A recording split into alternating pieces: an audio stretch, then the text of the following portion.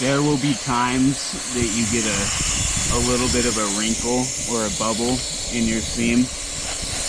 What you can do to combat that is try to have your sheet flat, of course, but also you can drag your roller directionally as you push down and roll to move and manipulate the TPO, so it forces that wrinkle to spread out over a larger period of time.